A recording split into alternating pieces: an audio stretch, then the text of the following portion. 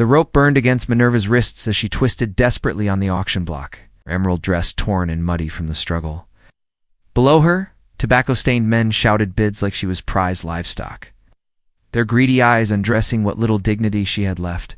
The auctioneer's gavel gleamed in the lamplight, ready to seal her fate to the highest bidder.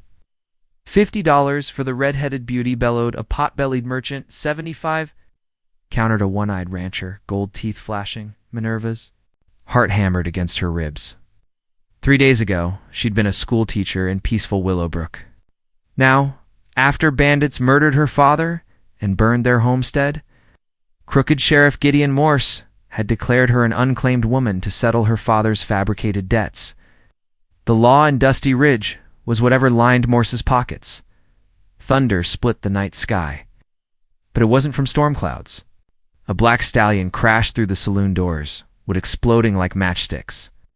The rider wore a dark duster coat and a wide-brimmed hat pulled low, twin colts gleaming at his hips. His face remained shadowed, but Minerva glimpsed steel blue, eyes that burned with righteous fury.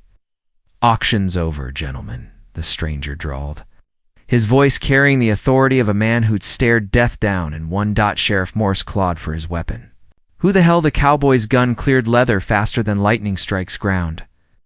The sheriff's pistol went flying, taking 2 fingers with it. Morse howled, clutching his bloody hand. "Name's Colt Ravencrest," the stranger announced. "Never." Taking his eyes off the crowd. "And that woman ain't for sale?"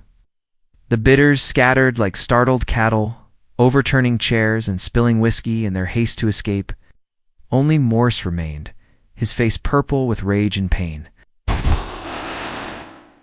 "You can't just waltz in here," and I just did. Colt's second Colt appeared in his left hand, both barrels now trained on the corrupt lawman. "Miss, you coming willingly, or do I need to carry you?" Minerva's bound hands trembled. She'd heard whispers about Colt Ravencrest, the Ghost Rider. Who appeared when justice failed? The man who'd cleaned out 3 corrupt towns single-handedly? Some said he was an avenging angel. Others claimed he was the devil himself. Aye, yes, she managed. Colt holstered one gun and swept her up with his free arm, slicing her bonds with a knife that materialized from nowhere. She gasped as he lifted her onto his stallion, her body pressed against his muscled chest. He smelled of leather, gunpowder, and something wild like mountain storms and untamed freedom. "Hold tight, Miss... Minerva Fairchild. Hold tight, Miss Fairchild. We're about to give these buzzards something to remember." Morse fumbled for a backup weapon with his good hand. "Stop them. $500 to whoever brings me that bastard's head." But Colt was already wheeling his horse around. "Hiya." The stallion leaped through the shattered doorway into the night, carrying them both toward an uncertain destiny. Behind them, gunshots cracked like firecrackers. But they were already swallowed by darkness and the promise of dawn. The stallion's hooves drummed against the hard-packed earth as they thundered through the night, leaving dusty ridges flickering, lights far behind. Minerva clung to Colt's broad back, her heart still racing from their narrow escape. The wind whipped her copper hair free from its pins, and she could taste freedom on the desert air. "Where are we going?" she shouted over the rhythmic pounding. "Away from here," Colt replied, his voice steady despite their breakneck pace. "Morse has men in 3 counties. We need distance before sunrise." They rode hard for 2 hours following a winding path through sagebrush and red rock formations that jutted from the earth like ancient monuments. Finally, Colt guided his mount into a hidden canyon where a small stream gurgled over smooth stones. Moonlight filtered through the narrow. Opening above, casting everything in silver, Colt dismounted first, then helped Minerva down. Her legs nearly buckled after the long ride, and his strong hands lingered on her waist to steady her. This close, she could see his face clearly for the first time. He was younger than she'd expected, maybe 30, with sharp cheekbones and a jaw that could have been carved from granite. A thin scar ran from his left temple to his era souvenir from some past battle. "Thank you," she whispered, suddenly aware of how intimate their situation had become. I thought I was lost. No woman deserves what Morse had planned." Colt's eyes darkened. "I've been tracking him for 6 months. He's been selling unclaimed women to mining camps and brothels from here to California. Minerva's stomach lurched. How many? Too many. He turned away to tend his horse, but not before she caught the pain that flickered across his features. There's a reason I hunt men like him. She watched him work, noting the practiced way he loosened the saddle and checked the stallion's hooves. Everything about him spoke of a man who lived on the edge, always ready to run or fight. Yet there was gentleness in how he stroked the horse's neck and murmured soft words. "You're not just a drifter, are you?" she asked. Colt's hand stilled. On the bridle. "What makes you say that?" "The way you move. How you knew exactly where to find me. The fact that you knew Morris's operation." She stepped closer, drawn by something she couldn't name. "You were a lawman once." A bitter laugh escaped him. "Marshal, actually, until I learned that badges don't make men righteous." He faced her again, pain and fury warring in his expression. "My partner, my best friend since childhood, sold his soul to men like Morris. When I tried to stop him, he put 3 bullets in my back and left me for dead. But you survived, barely. A Navajo medicine man found me, nursed me back to health. When I was strong enough to ride again, I went looking for justice." His hand dropped to his gun. "Found out justice and law ain't always the same thing." Minerva felt tears prick her eyes. She reached out without thinking, her fingertips tracing the scar on his face. He flinched at first, then leaned into her touch. "I'm sorry," she whispered. "Don't be. It taught me who I really am." His hand covered hers, calloused palm rough against her soft skin. "Question is, Miss Fairchild, who are you?" The intensity of his gaze made her breath catch. "I don't know anymore. 3 days ago I was teaching children their letters. Now?" She gestured helplessly at her torn dress, her disheveled state. "Now you're free," he said simply. "Free to choose your own path. With you?" The question hung between them like a challenge. Colt studied her face in the moonlight, searching for something. Whatever he found there made his expression soften. "If that's what you want? But no, this I can't promise you safety. Men like Morse don't forget. They'll keep hunting." Minerva stepped closer, close enough to feel the heat radiating from his body, and we'll face them together. Dawn painted the canyon walls in shades of rose and gold as Minerva woke beside the dying embers of their campfire. Colt sat on a boulder nearby, cleaning his guns with methodical precision. He'd given her his bedroll and spent the night keeping. Watched those steel blue eyes scanning the canyon rim for threats that never came. "Sleep well?" he asked without looking up. "Better than I expected," stretched wincing at her sore muscles. The events of last night felt like a fevered dream, but the torn dress and rope burns on her wrists proved it was all too real. "What now? Now we disappear." Colt holstered his weapons and moved to saddle his horse. "I know a place in Colorado. Territory where Morse's reach doesn't extend. You can start over there." Something in his tone made her chest tighten. "What about you?" "I have work to finish. Morse is just one head of the Hydra. There are others." Minerva stood abruptly, hands clenched at her sides. "So you rescue me, and then abandon me at the first convenient town?" Colt's jaw tightened. "It's not abandonment. It's keeping you safe. I didn't ask to be kept safe." The words burst out of her with surprising force. "I asked to face whatever comes together. You don't understand what you're asking." He whirled to face her, raw emotion cracking his composed facade. "I've got blood on my hands, Minerva. Men I've killed in the name of justice. Towns I've ridden into like the angel of death himself. Is that the life you want? It's better than the life Morse planned for me?" She stepped closer, refusing to be intimidated. "And it's better than hiding in some Colorado mining camp, always looking over my shoulder, always wondering if today's the day they find me. At least you'd be alive. That's not living, that's just existing." Her voice softened. "I've seen the way you look at me, Colt. Don't tell me you feel nothing." He was quiet for so long she thought he wouldn't answer. When he finally spoke, his voice was barely above a whisper. "I feel everything. That's the problem." Before she could respond, the distant sound of hoofbeats echoed off the canyon walls.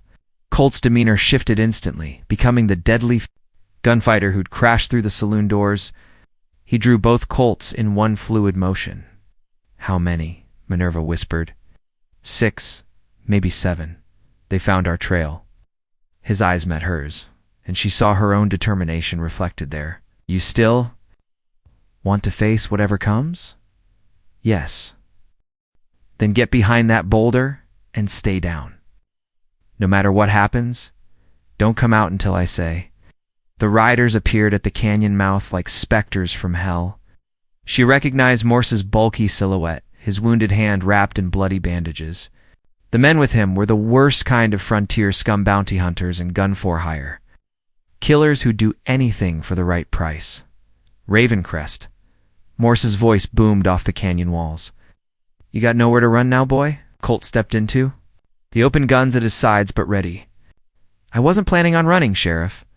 "That's where you made your mistake." Morse raised his good hand, and his men spread out in a semicircle. "Kill him. Bring me the woman alive." The canyon erupted in gunfire. Colt moved like a force of nature, rolling behind cover as bullets sparked off stone. His return fire was surgically precise. 2 men dropped before they could blink. A third screamed as Colt's bullet shattered his shoulder, but there were too many of them. As Colt reloaded, a 4th gunman flanked wide and drew a bead on him. Minerva saw the danger before Colt did. "Look out." She grabbed a loose rock and hurled it with all her strength. It struck the gunman's temple, spoiling his aim just as he fired. The bullet went wide, and Colt's answering shot didn't. "I told you to stay down," Colt shouted. "And let you die? Never." 2 more gunmen remained, plus Morse. They'd taken cover behind a fallen log, trading shots with Colt in a deadly game of cat and mouse. The sheriff's face was purple with rage. "Burn them out!" he roared. "Use the dynamite!" If they had explosives, the narrow canyon would become a death trap. But as one of the gunmen reached into his saddlebags, she saw something that made her heart soar. Dust clouds on the canyon rim. Riders approaching fast. "Colt," she called. "Companies. Coming." The thunder of hoofbeats grew louder as a dozen riders appeared on the canyon rim, silhouetted against the morning sky like avenging angels. Minerva's heart leaped as she recognized the letter, weather-beaten man in a silver star. His grizzled face set in grim determination, Marshal Tobias Ironwood. She'd heard her father speak of him with respect that bordered on reverence. One lawman in 3 territories that even hardened criminals feared, Sheriff Morse. Ironwood's voice carried the authority of absolute justice. "By order of the Territorial Marshal's Office, you're under arrest for corruption, kidnapping, and human trafficking." Morse's face went white. "Marshal Ironwood? How did you— Amazing how fast word travels when you start your own private slave trade." Ironwood's rifle was already trained on the crooked sheriff. "Drop your weapons, all of you." But Morse was beyond reason, driven mad by greed and desperation. "Kill them all," he screamed, pulling his backup pistol with his good hand. The canyon exploded into chaos. Federal marshals poured down the narrow trail while Morse's remaining. Men opened fire in all directions, caught in the crossfire. Colt grabbed Minerva and pulled her deeper into the rocks as bullets whined overhead like angry hornets. "Stay close," he shouted over the gunfire. "This is about to get messy." One of Morse's gunmen had circled behind them, his rifle trained on Minerva's back. Colt saw the danger and threw himself between them, just as the weapon discharged. The bullet meant for her heart took him high in the shoulder, spinning him around and sending him crashing into the stone wall. "Colt!" Minerva caught him as he fell, his blood hot and sticky on her hands. The gunman worked his rifle's lever, preparing for a killing shot, when Marshal Ironwood's bullet took him center mass.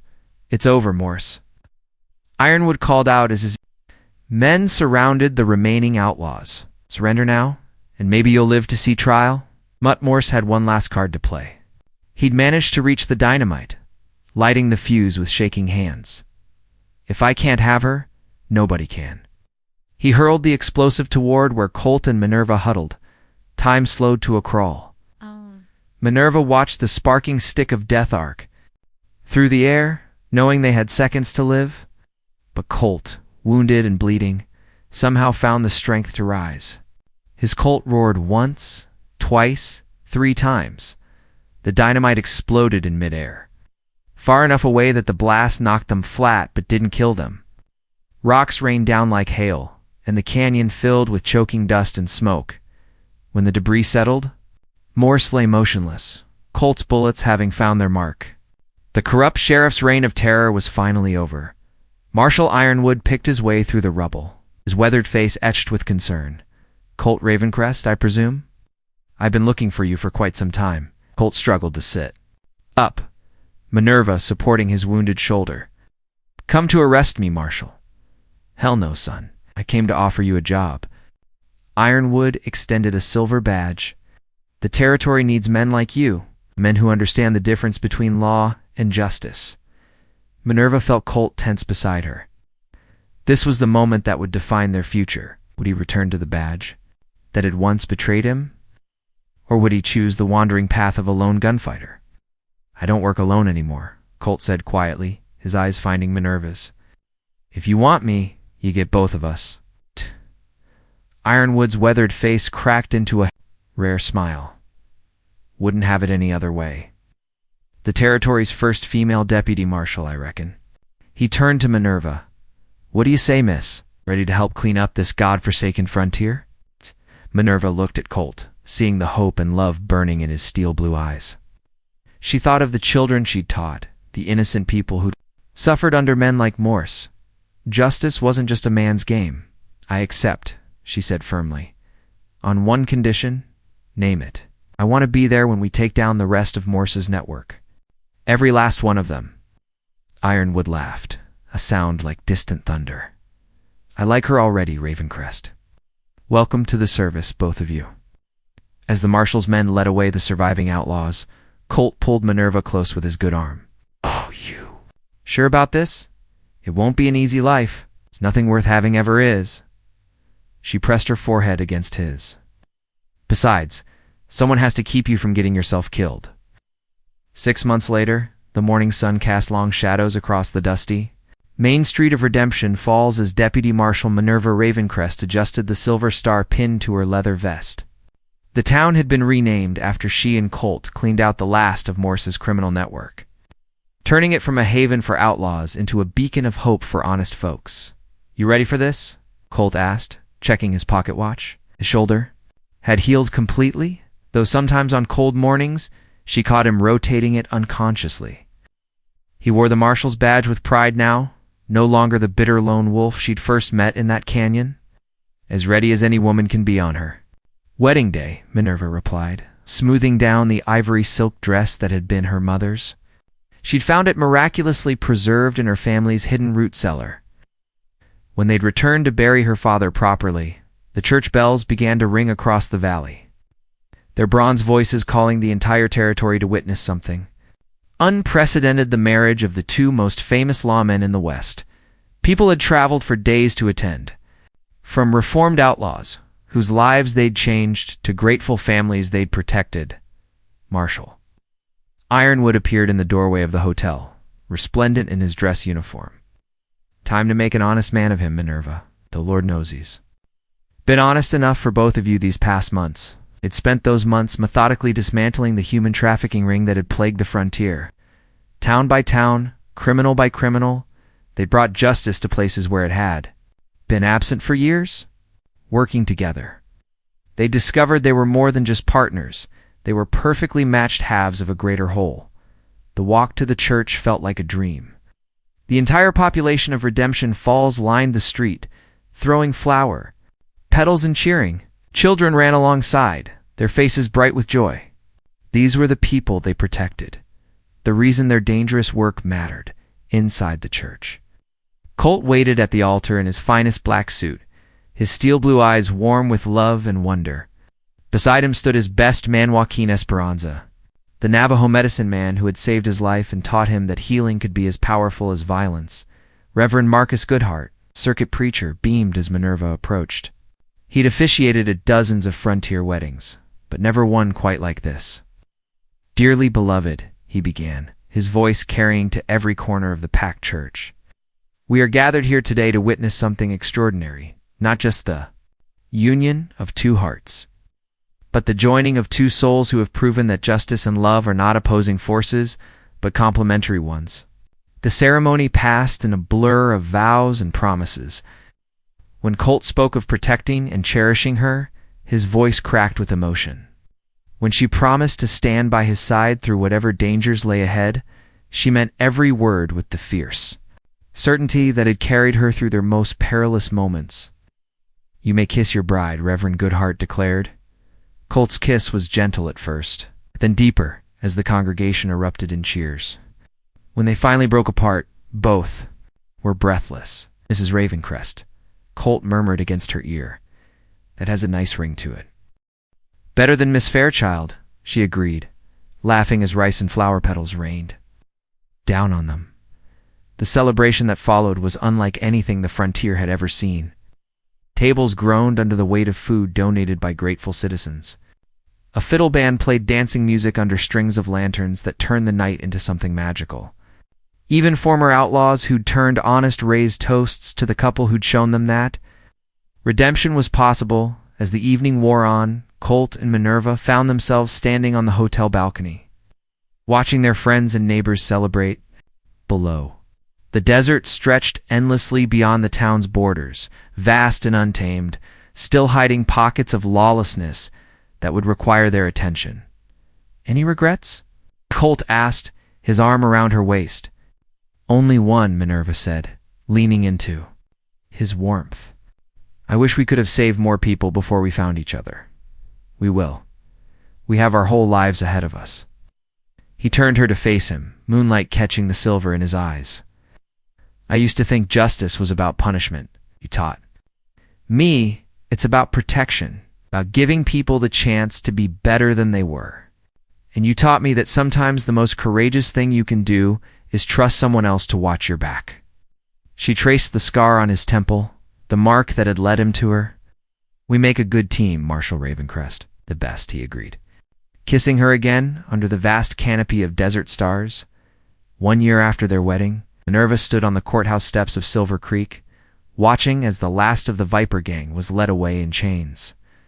The notorious outlaws had terrorized 3 counties for months, but like so many others, they'd underestimated the husband-and-wife Marshal team that had become legend across the frontier.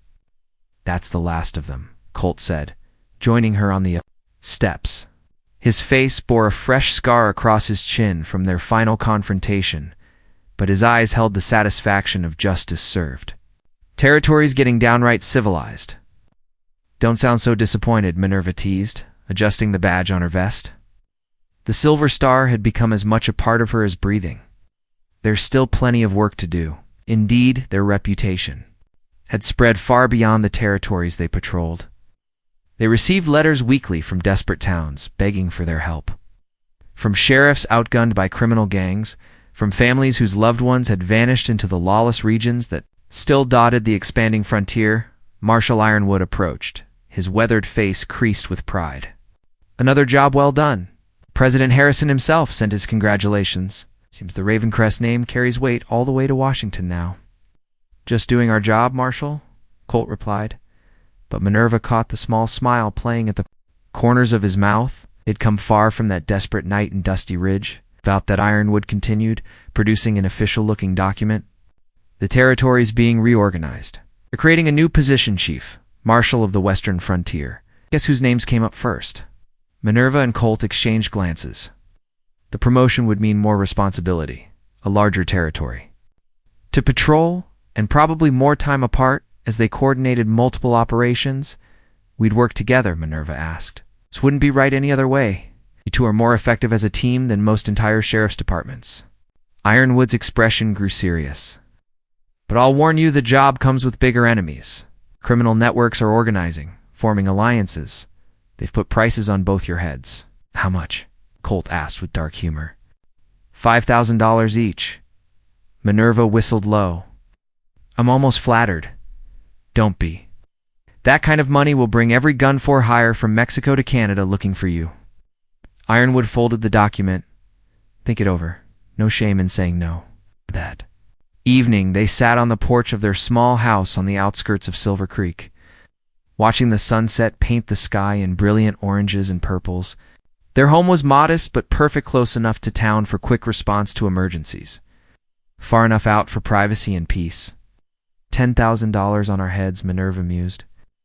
Curled against Colt's side on the wooden swing he'd built with his own hands. Remember when you told me you couldn't promise me safety? I meant it then, and I mean it now. His arm tightened around her. But I can promise we'll face whatever comes together. The job would mean constant danger, more travel, longer separations. When we have to cover different territories, it would also mean we could make a real difference. It's not just cleaning up individual towns, but changing how law enforcement works across the entire frontier. Colt's voice carried the passion that had first drawn her to him. We could build something lasting. Minerva was quiet for a long moment, watching the first stars appear in the darkening sky. My father always said that some people are born to 10 gardens and others are born to clear the weeds so gardens can grow. Which are we? Both, I think. Clear the weeds, then plant the seeds of justice. She turned in his arms, seeing her own determination reflected in his eyes. I want to take the job, even with the bounty, even knowing every outlaw in the West will be gunning for us, especially because of that. If we back down now, every criminal will know they can intimidate the law with enough money and threats. Her hand found the scar on his temple, the mark that had led them to each other. Besides, we've got something they don't. What's that? We've got each other. No, we've got right on our side. She kissed him softly, tasting the promise of whatever. Adventures lay ahead. That's always been enough before. The next morning, they rode to Marshal Ironwood's office and accepted the promotion. By noon, their new jurisdiction was spread across the Desca territory so vast it would take weeks to cross on horseback. Filled with lawless towns, criminal, strongholds, and desperate people who'd given up hope of ever seeing justice. Your first assignment, Ironwood said, pointing to a red pin on the map, is Serpent's Hollow. Entire town's been taken over by the Blackwater cartel. They're using it as a base to run guns and slaves across the Mexican border. Colt studied the terrain, already planning their approach. How many men? At least 50. Maybe more. Got the whole town fortified like a military camp. Then we'll need help, Minerva said pragmatically. Send word to every honest lawman in 3 territories. It's time to make a stand. The sun hung like a crimson eye over Serpent's Hollow as the largest gathering of lawmen in Frontier. History prepared for what would become known as the Battle of Last Stand Ridge.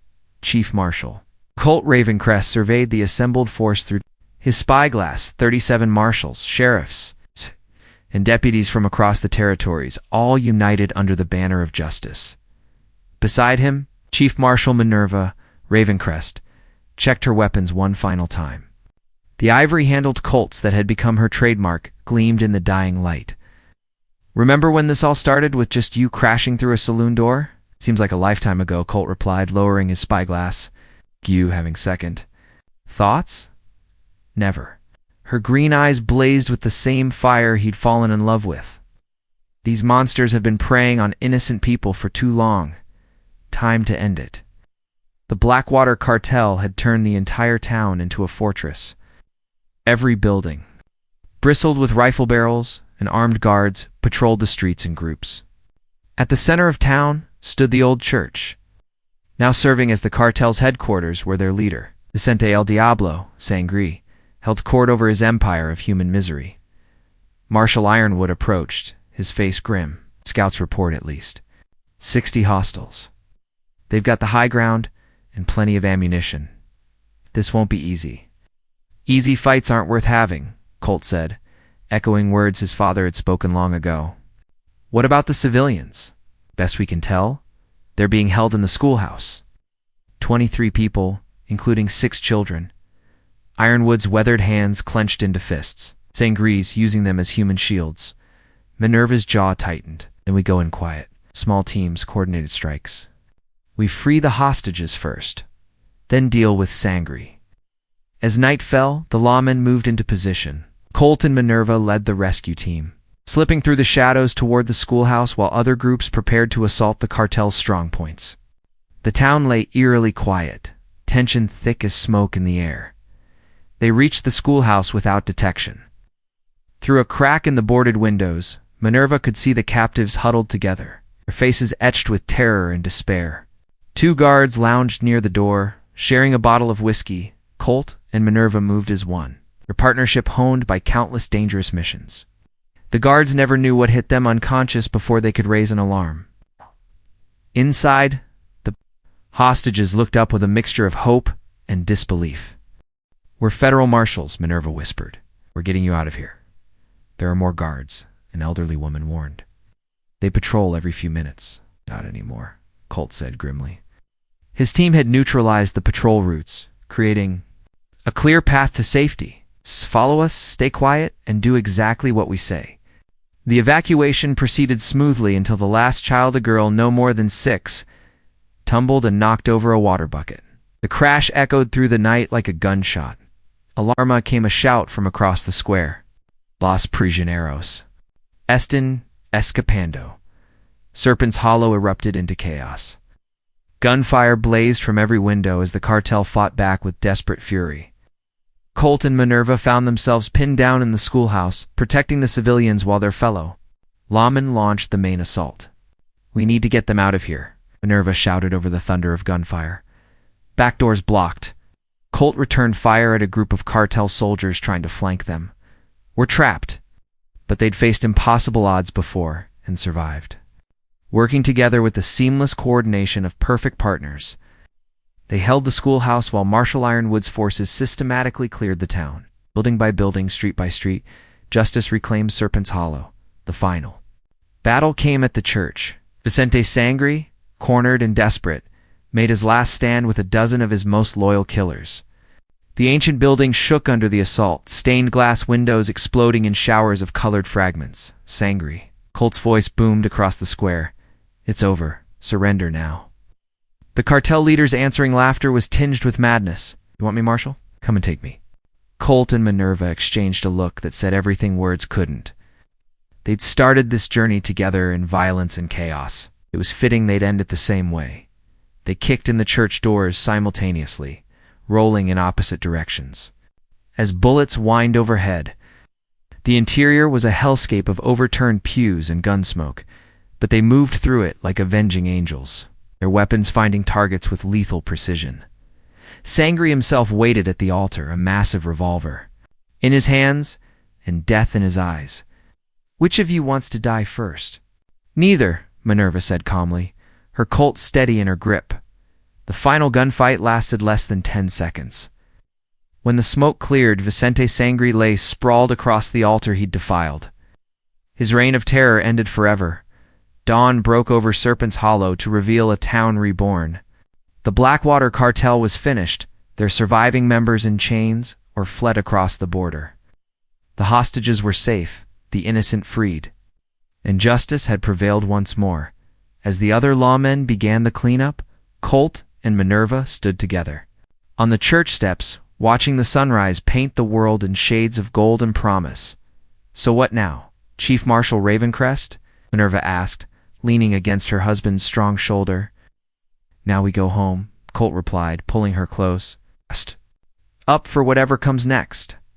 "Think there'll always be another fight?" "Probably. Evil never sleeps, so neither can justice." He kissed the top of her head, breathing in the scent of her hair. "But as long as we're together, I'm not worried about tomorrow." They rode off into the dawn together as they had that first night when fate brought them together. Behind them, Serpent's Hollow began to heal, its people emerging from hiding to reclaim their lives. Ahead lay the vast frontier, still wild and dangerous, but a little more hopeful because 2 people had found love in the midst of chaos and turned it into something beautiful. The legend of Chief Marshals Colt and Minerva Ravencrest would live on 4 generations, inspiring countless others to stand up for what's right. But for now, they were content to be simply a man and woman in love, riding toward home and whatever adventures tomorrow might bring. In the distance, church bells began to ring across the valley, their bronze voices carrying news of victory to every corner of the frontier. The sound followed them as they rode toward home, a triumphant anthem for 2 souls who had found each other in the darkness, chosen to be the light that others could follow. Their legend was just beginning, but their love story was eternal written. In gunsmoke and starlight, sealed with courage and devotion, destined to inspire generations of those who believed that justice and love could conquer any darkness the world might offer. As the sun climbed higher, painting the desert in brilliant gold, Chief Marshals Colt and Minerva Ravencrest disappeared into the shimmering horizon, ready for whatever adventure awaited them beyond the next ridge. Together, they were unstoppable. Together, they were home.